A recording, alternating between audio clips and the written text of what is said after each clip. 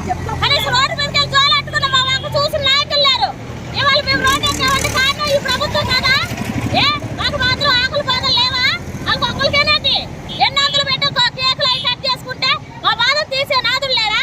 ఈ ప్రభుత్వం ఎంతవరకు వాళ్ళ హ్యాపీనెస్ వాళ్ళ సుఖం వాళ్ళే చూసుకుంటున్నారు తప్ప అంగన్వాడీ ఇవాళ పుట్టిందా?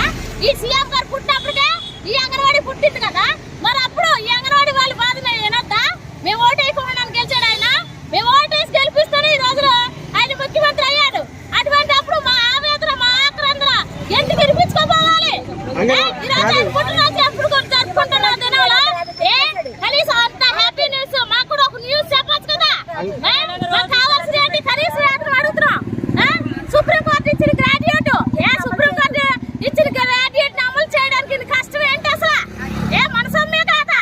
అని ఇంట్లో సొమ్యం తెచ్చిస్తున్నాడా? ప్రజల సొమ్మే కదా. మేము ప్రజలు కదా. మేము ఓటే లేదా? మేము ఓటేస్తే ఆయన రాలేదా?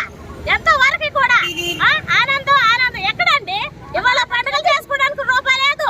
ఇవాళ జీతం నష్టంతో మేము ఇవాళ రోడ్డు ఎక్కామంటే కారణం ఏంటి? ఈ ప్రభుత్వం కదా. ఈ ప్రభుత్వం కొంచెం కూడా ఆలోచించక్కర్లేదా?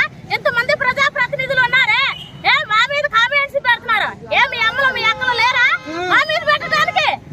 వాళ్ళు కొవ్వెక్కిందా లేకపోతే సిగ్గుందా? అలాంటి కామెంట్స్ మా మీద పెడతామేంటి? ఇవాళ మేము ఆలబెట్టిస్తూ ఎంతో మంది ఈ రోజు ఎంతో మంది ప్రీ స్కూల్ పిల్లలు ఇవాళ ఇళ్లలో కూర్చొని ఉండడానికి కానీ ఈ ప్రభుత్వం కదా. తాళాలు బద్దలు కొట్టారు. బద్దలు కొట్టిన తాళాలని ఏమైనా ఒక ముద్ద పెట్టగలిగారా?